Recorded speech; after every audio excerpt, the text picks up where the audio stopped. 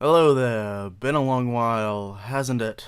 Well, I'm not dead, I just got a job, but now inspiration is calling me, and here I am. Library of Ruina is genuinely one of the most fun and interesting card games I've ever played, with a really unique setting and fun characters, so I wanted to talk about it.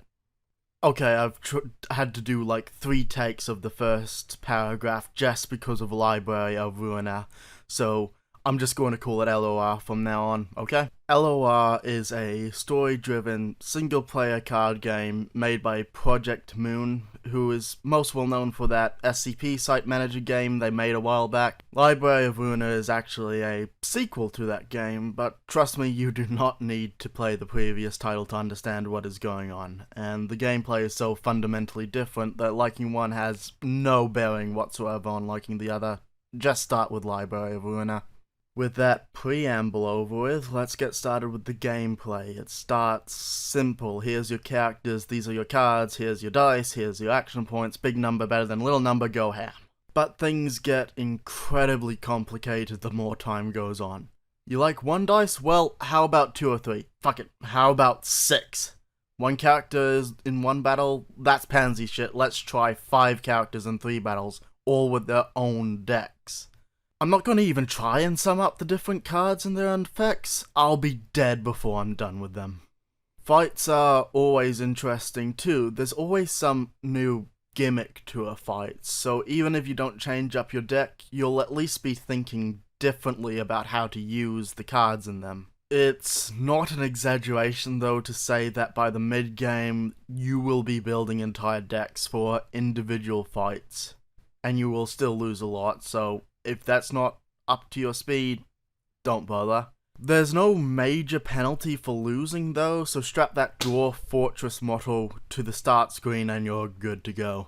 Now I'm just going to spend a moment talking about sound design, but that's also really good.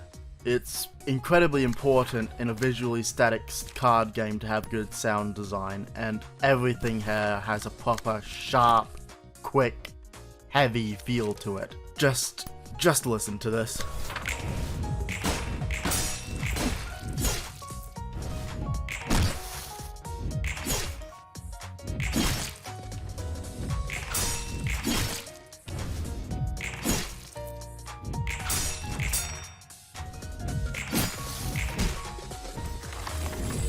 The music doesn't have any Ace Combat level hitters, but they're always at least fitting to the fight. The only issue I can think of is the guns sounding a little dull, but that's it really. And now it's time for the story. I've been waiting for this part.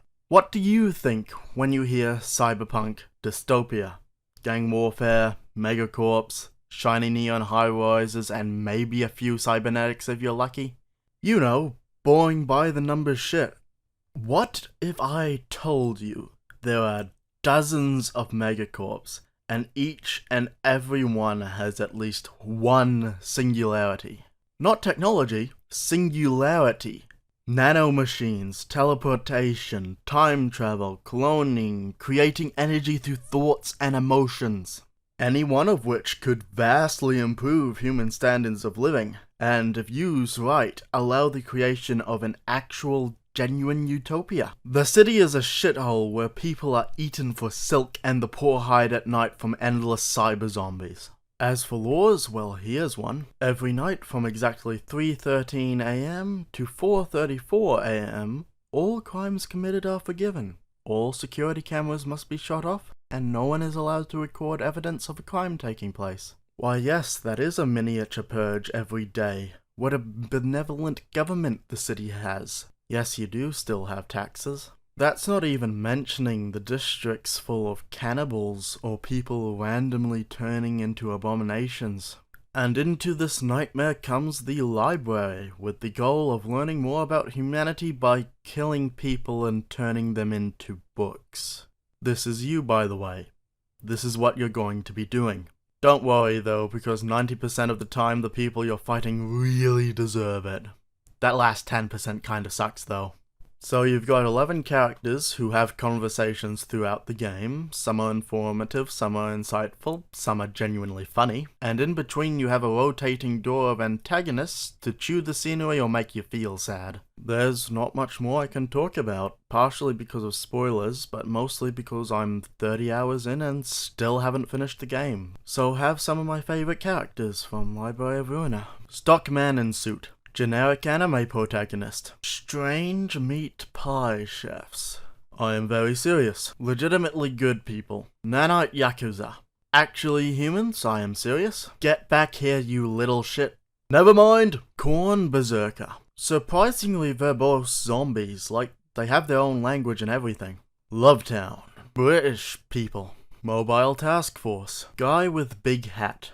Oh, by the way, this game has a lot of mods, and some of them are interesting. Yeah, let's go with that. Alright, first video done in quite a while. I don't have an ending to this, so...